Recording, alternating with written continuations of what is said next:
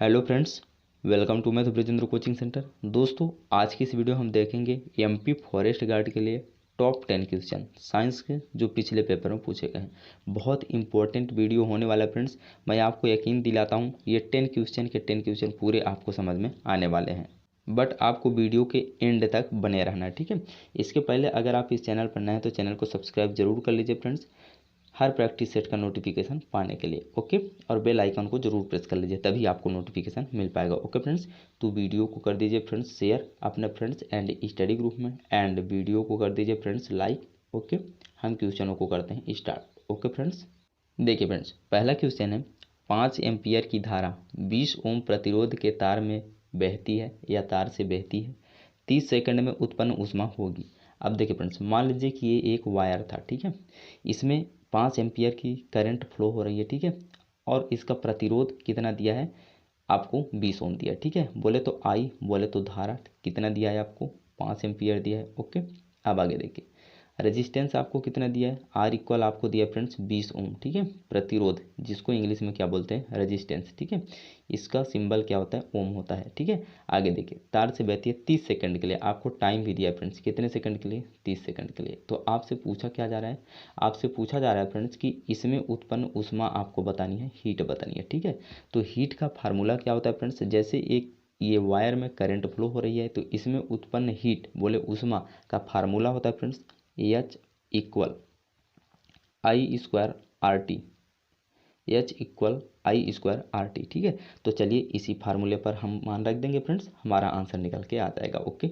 देखिए फ्रेंड्स, यहाँ पास आपको एच का मान निकालना है तो एच बराबर रख देंगे, आई का मान कितना दिया है, आप बोलेंगे सर 5 एम्पियर दिया है, तो आई की जगह पर 5, तो 5 का स्क्वायर क्या हो जाएगा, 5 25 हो जाएगा, मल्टीप्लाई बाई आर कितना दिया फ्रेंड्स, आप बोलेंगे सर 20 ओम दिया है, तो आर की जगह पर हम 20 रख देंगे, ठीक है, ओके।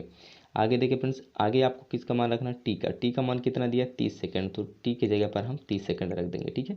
तो चलिए टी की जगह पर 3 सेकंड रख देते हैं, ओके फ्रेंड्स। अब देखिए यहाँ से हमारा एच बोले तो हीट निकल के आ जाएगी कि कितना उत्पन्न होगा, तो 25 दूना 50, 500 हो जाएगा फ्रेंड्स, ठीक है, मल्टीप्लाई बाई 30, ठीक है। तो ये कितना आ जाएगा, आप बोलेंगे सर इक्वल में आ जाएगा 5 या 15,000, ठीक है। देखिए आपको आंसर 15,000 जूल होगा, ओके फ्रेंड्स। तो देखिए यहाँ ऑप्शन में आपको किलो जूल में दिया है, तो इसमें 1000 का भाग लगा दीजिए, तो 1000 के जब भाग लगा देंगे फ्रेंड्स तो 3 जीरो से 3 जीरो कैंसिल आउट हो जाएगा, आपका आंसर कितना आ जाएगा, 15 किलो जूल। देखिए किस ऑप्शन में दिया फ्रेंड्स, ऑप्शन नंबर डी आपका सही हो जाएगा, ओके फ्रेंड्स। मैं उम्मीद करूंगा फ्रेंड्स कि ये क्वेश्चन आप सभी को बहुत अच्छे से क्लियर हो गया होगा। आप इस फार्मूले को जरूर याद रखें फ्रेंड्स, हीट इक्वल होता है आई स्क्वायर आर टी, ठीक है। बहुत इंपॉर्टेंट क्वेश्चन है फ्रेंड्स, और बहुत इंपॉर्टेंट फार्मूला भी है, ओके। अपने नोटबुक में जरूर नोट डाउन रखेंगे, ओके। अब देखेंगे अगला प्रश्न। देखिए फ्रेंड्स, नेक्स्ट क्वेश्चन है, नहर का एक चैनल जहां गुरुत्वाकर्षण के प्रभाव में पानी बहता है क्या कहलाता है, उद्वहन चैनल, सिंचाई चैनल, बारबंदी प्रणाली, प्रवाह चैनल। तो इसका आंसर कौन सा बन जाएगा फ्रेंड्स, ऑप्शन नंबर डी, प्रवाह चैनल। आपको मैं बता दूं फ्रेंड्स, अगर आप मेरा हर प्रैक्टिस सेट देख रहे हैं, ठीक है, और मेरा पूरा प्रैक्टिस सेट साइंस का आप देखेंगे तो आपको साइंस में जीरो से हीरो बना दूंगा फ्रेंड्स, क्या, जीरो से हीरो बना दूंगा, बशर्ते आपको कंटिन्यूटी बनाई रखनी है, ठीक है फ्रेंड्स। आपको हर वो क्वेश्चन मैं इस तरह समझाऊंगा फ्रेंड्स कि आपके माइंड में डायरेक्ट सेट होगा, ओके। और हाँ, आप अभी तक अगर कंटिन्यू देख रहे हैं तो आपको खुद समझ में आ गया होगा कि किस तरह से हम समझाने का कोशिश करते हैं, ओके। तो वीडियो को शेयर जरूर करना है फ्रेंड्स, और ज़्यादा से ज़्यादा स्टूडेंट्सों को ऐड करना है, ठीक है। हम आपके लिए इसी तरह से वर्क करते रहेंगे, ओके डियर फ्रेंड्स। अब देखेंगे अगला प्रश्न। देखिए फ्रेंड्स, नेक्स्ट क्वेश्चन है, टैक्सोल किस पौधे से निकाला जाता है, देवदार से, सदाबहार से, चीड़ से, नीम से। तो इसका आंसर होगा फ्रेंड्स ऑप्शन नंबर बी, देवदार। अब देवदार के पौधे कहाँ पाए जाते हैं friends, A option number B होगा फ्रेंड्स, सदाबहार वन, ठीक है। अब सदाबहार वन कहाँ पाए जाते हैं फ्रेंड्स, आपको कमेंट सेक्शन में लिखना है, ठीक है। और इसके साथ ही किस राज्य में पाए जाते हैं, चलिए मैं बता देता हूँ, पश्चिम बंगाल में पाए जाते हैं। लेकिन किस जगह पर या कैसे क्षेत्र में पाए जाते हैं, इसका आंसर आप कमेंट सेक्शन में जरूर लिखेंगे, ठीक है। अब देखेंगे अगला प्रश्न। देखिए फ्रेंड्स, नेक्स्ट क्वेश्चन है very very important question friends. पहले तो इस क्वेश्चन का फॉर्मेट आपको समझ में आ जानी चाहिए, ठीक है। देखिए क्या बोल रहा है कि निम्नलिखित में से कौन यौवन पर वृषण का कार्य नहीं है, जर्म कोशिकाओं का निर्माण, प्लेसेंटा का विकास, एस्ट्रोजन का स्त्राव, टेस्टोस्टेरोन का स्त्राव। ऑप्शन नंबर फर्स्ट में दिया फ्रेंड्स कि बी और सी, और ऑप्शन नंबर 2 में दिया है A and D, option number C में दिया है बोले तो 3 में दिया है ए एंड सी, और ऑप्शन नंबर 4 में दिया है डी एंड बी। तो इसका आंसर कौन सा बनेगा फ्रेंड्स? देखिए, जो वृषण का कार्य होता है फ्रेंड्स वो क्या होता है? जर्म कोशिकाओं का निर्माण करना होता है, ठीक है, प्लस टेस्टोस्टेरोन हार्मोन्स का स्त्राव करना होता है, ठीक है। और जो प्लेसेंटा का विकास होता है ये एस्ट्रोजन हार्मोन्स होता है फ्रेंड्स, ये किस में पाया जाता है? ये आपका फीमेल में पाया जाता है, ठीक है। तो ये आपका कार्य नहीं होता है। कौन कौन सा? Option number B, option number C, ये कार्य आपका वृषण का बोले तो मेल टेस्टिस का कार्य नहीं होता है। तो आपका ऑप्शन नंबर बी और सी किस में दिया है देख लीजिए, ऑप्शन नंबर फर्स्ट आपका सही हो जाएगा। ओके फ्रेंड्स, बहुत इंपॉर्टेंट क्वेश्चन था फ्रेंड्स। कैसा लगा ये क्वेश्चन आप कमेंट सेक्शन में जरूर बताएंगे, ठीक है। अब देखेंगे अगला प्रश्न। देखिए फ्रेंड्स, नेक्स्ट क्वेश्चन है, ये वेरी वेरी इंपॉर्टेंट क्वेश्चन है ये भी फ्रेंड्स, इस वीडियो का सबसे इंपॉर्टेंट क्वेश्चन है। देखिए क्या पूछ रहा है फ्रेंड्स, ये 3MnO2 + 4Al है ना, इसके बाद बना है आपका 3Mn + 2Al2O3 अभिक्रिया में ऑक्सीडाइजिंग एजेंट है। अब देखिए फ्रेंड्स, एक तो होता है ऑक्सीडाइजिंग, एक होता है रिड्यूसिंग, ठीक है। तो देखिए, जिसका फ्रेंड्स ऑक्सीकरण होता है या मैं बोलूँ तो ऑक्सीडेशन होता है, क्या होता है फ्रेंड्स? ऑक्सीडेशन। ध्यान से समझिए फ्रेंड्स, बहुत अच्छे से समझाने की कोशिश करता हूँ, ठीक है।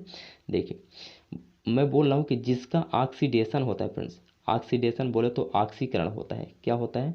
ऑक्सीकरण। उस क्रिया को क्या कहते हैं? उस क्रिया को कहते हैं रिड्यूसिंग एजेंट। क्या कहते हैं फ्रेंड्स? रिड्यूसिंग एजेंट, ठीक है। और इसके साथ देखिए, अगर जिसका अपचयन होता है बोले तो रिडक्शन होता है, क्या होता है फ्रेंड्स? रिडक्शन, अपचयन, ठीक है। तो जिसका रिडक्शन होगा फ्रेंड्स, रिडक्शन या अपचयन, क्या बोलते हैं इसको हिंदी में? अपचयन। उसे क्या कहा जाता है? उसे कहा जाता है फ्रेंड्स ऑक्सीडाइजिंग एजेंट। क्या कहा जाता है? Oxidising agent. ध्यान से समझिए फ्रेंड्स, जिस पदार्थ का या जिसका ऑक्सीडेशन होता है उसे रिड्यूसिंग एजेंट कहते हैं, लेकिन जिसका रिडक्शन होता है उसे ऑक्सीडाइजिंग एजेंट कहते हैं, ठीक है।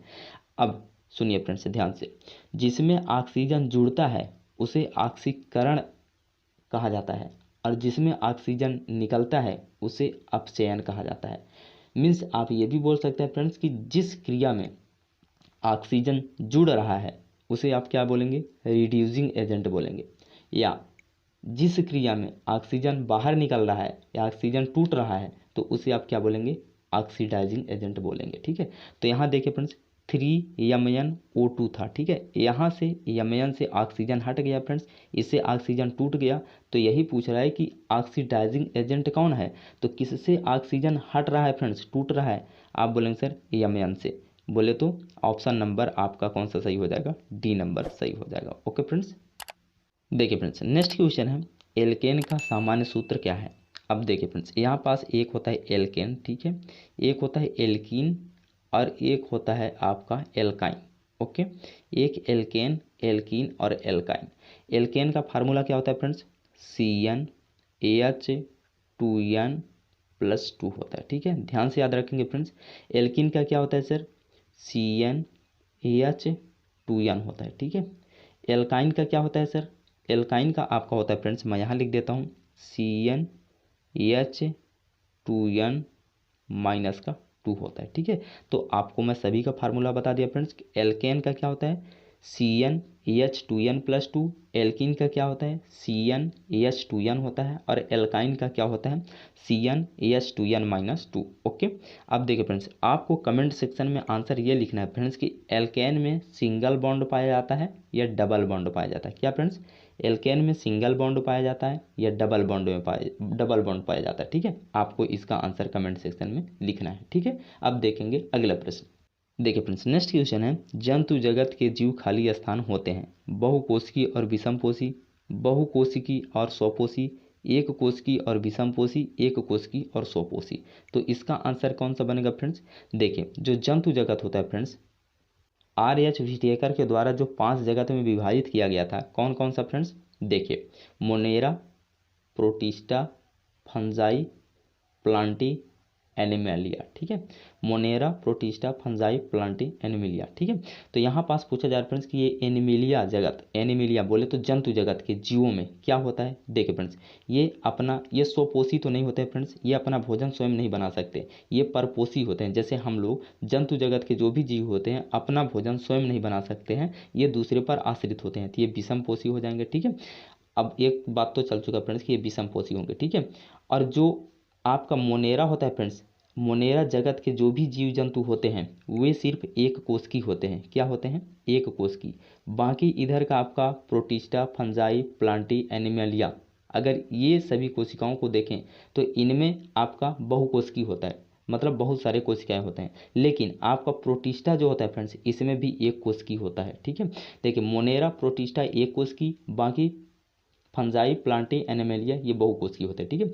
अब देखिए एक चीज़ और आप ध्यान रखेंगे फ्रेंड्स कि जो मोनेरा होता है वो प्रोकैरियोटिक कोशिकाएं पाई जाती हैं। मोनेरा जगत के सभी जंतुओं में प्रोकैरियोटिक कोशिकाएं पाई जाती हैं, ठीक है। और इधर से लेकर के आपका प्रोटिस्टा, फंजाई, प्लांटी, एनिमेलिया, यहाँ पास यूकैरियोटिक कोशिकाएं पाए जाते हैं, ठीक है। तो देखिए इसमें ये तो विषमपोषी हो गए एनिमेलिया, प्लस यूकैरियोटिक होंगे फ्रेंड्स, ठीक है, और बहुकोशिकी होंगे। तो देखिए कौन सा ऑप्शन है, बहुकोशिकी और विषमपोषी, तो आपका ऑप्शन नंबर फर्स्ट सही हो जाएगा। ओके फ्रेंड्स, मैं उम्मीद करूंगा फ्रेंड्स कि इतना एक्सप्लेन किया आपको समझ में आ जानी चाहिए। अगर समझ में आ गया फ्रेंड्स तो वीडियो को थम्स अप करके जरूर बताइएगा, ठीक है। अब देखेंगे अगला प्रश्न। देखिए फ्रेंड्स नेक्स्ट क्वेश्चन है, सत्य जड़ किसमें अनुपस्थित होता है। जो प्लांट किंगडम होता है ना फ्रेंड्स, वो दो भागों में डिवाइड होता है। कौन कौन? आपको बोलते हैं पुष्पोद्भिद, अपुष्पोद्भिद, ठीक है। एक अपुष्पोद्भिद मैं इधर लिख देता हूँ, अपुष्पोद्भिद और इधर पुष्पोद्भिद, ठीक है। अब ये अपुष्पोद्भिद और पुष्पोद्भिद के भी प्रकार होते हैं फ्रेंड्स। अपुष्पोद्भिद के कितने प्रकार होते हैं? 3 प्रकार होते हैं। कौन कौन? थैलोफाइटा, ब्रायोफाइटा, टेरिडोफाइटा, ठीक है। और पुष्पोद्भिद के 2 प्रकार होते हैं फ्रेंड्स। कौन कौन सा? जिम्नोस्पर्म, एंजियोस्पर्म, बोले तो आवृत्त बीजी, अनावृत्त बीजी, ठीक है। तो आवृत्त बीजी, अनावृत्त बीजी। अब आवृत्त बीजी के भी 2 प्रकार होते हैं फ्रेंड्स, एक बीजपत्री, 2 बीजपत्री, ठीक है। तो देखिए आपके जो ये प्लांट किंगडम का जो पार्ट है फ्रेंड्स अपुष्पोद्भिद, यहाँ पास जो थैलोफाइटा होते हैं इसके अंतर्गत शैवाल आते हैं, ठीक है। तो जो थैलोफाइटा होता है फ्रेंड्स उसमें जल बोले तो जड़, पत्ती, तना, फल फूल कुछ नहीं पाया जाता है फ्रेंड्स। लेकिन जो ब्रायोफाइटा होता है फ्रेंड्स उसमें भी आपका कुछ नहीं पाया जाता है। पौधे, प्लांट बहुत सिंपल होते हैं फ्रेंड्स, बोले तो उनमें जड़, तना, पत्ती कुछ नहीं पाया जाता है थोड़ा थोड़ा, लेकिन पूर्ण रूप से विकसित नहीं होता है। लेकिन ब्रायोफाइटा में कुछ विकसित होते हैं, ठीक है। तो देखिए आपको टेरिडोफाइटा में कुछ विकसित होते हैं, तो आपका ऑप्शन थैलोफाइटा नहीं दिया फ्रेंड्स। तो ब्रायोफाइटा में जड़ जैसी संरचना पाई जाती है फ्रेंड्स, लेकिन पूर्ण रूप से विकसित नहीं होता है, तो आपका ऑप्शन नंबर फर्स्ट सही हो जाएगा। ओके डियर फ्रेंड्स, मैं उम्मीद करूंगा फ्रेंड्स कि ये क्वेश्चन भी आप सभी को समझ में आ गया होगा। अब देखेंगे अगला प्रश्न। देखिए फ्रेंड्स नेक्स्ट क्वेश्चन है, उभयचरों के पास खाली स्थान नहीं है।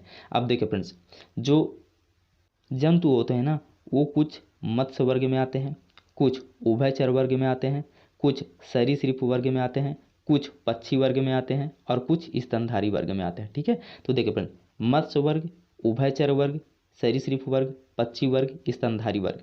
तो देखिए जो मत्स्य वर्ग का हृदय होता है वो फ्रेंड्स वो सिर्फ 2 चैम्बर में डिवाइड होता है, ठीक है। अब देखिए उभयचर और आपका सरीसृप इनका जो हृदय होता है वो 3 चैम्बर में डिवाइड होता है, ठीक है। और पक्षी एंड सरीसृप वर्ग, पक्षी एंड स्तनधारी वर्ग के जो हृदय होते हैं फ्रेंड्स वो 4 चैम्बर में डिवाइड होते हैं, ठीक है। आपसे एक एग्जांपल बहुत पूछा जाता है फ्रेंड्स कि कबूतर के हृदय में कितने कक्ष होते हैं। तो देखिए फ्रेंड्स कबूतर किस वर्ग में आता है? पक्षी वर्ग में आता है, तो इसके हृदय में कितने कक्ष होंगे? 4 कक्ष होंगे, ठीक है। लेकिन आपसे यहाँ क्वेश्चन क्या पूछा जा रहा है फ्रेंड्स, उभयचरों के पास खाली स्थान नहीं होते। 3 कक्षी हृदय, उभयचर के पास 3 कक्षी हृदय दिया है फ्रेंड्स, होगा, ठीक है। आगे देखें, गलफड़े व फेफड़े पाए जाते हैं फ्रेंड्स, उससे वे श्वसन अपना करते हैं, ठीक है। श्लेष्मा ग्रंथि भी पाई जाती है फ्रेंड्स, लेकिन ये स्केल्स जो होता है फ्रेंड्स ये स्केल्स आपके उभयचर जंतुओं में नहीं पाए जाते। स्केल्स क्या होता है सर? देखें जो मत्स्य वर्ग होती है फ्रेंड्स तो आप मछली सभी लोग देखेंगे उसके बॉडी के ऊपर जो कठोर टाइप का छोटा छोटा संरचना होता है फ्रेंड्स इस प्रकार से बने होते हैं, ठीक है। इस प्रकार उसके त्वचा के मतलब संरक्षण के लिए, मतलब सुरक्षा के लिए इस प्रकार से बने होते हैं, उन्हें स्केल्स कहते हैं। ठीक है, तो ये जो कठोर पदार्थ होते हैं यही स्केल कहलाते हैं फ्रेंड्स। तो ये कठोर पदार्थ आपके उभयचर वर्ग के जंतुओं में नहीं पाए जाते हैं, तो स्केल से नहीं पाए जाते हैं फ्रेंड्स। बाकी 3 कक्षीय हृदय भी पाया जाता है, गलफड़े या फेफड़े भी पाए जाते हैं और श्लेष्मा ग्रंथि भी पाया जाता है। ओके, अब देखेंगे अगला प्रश्न।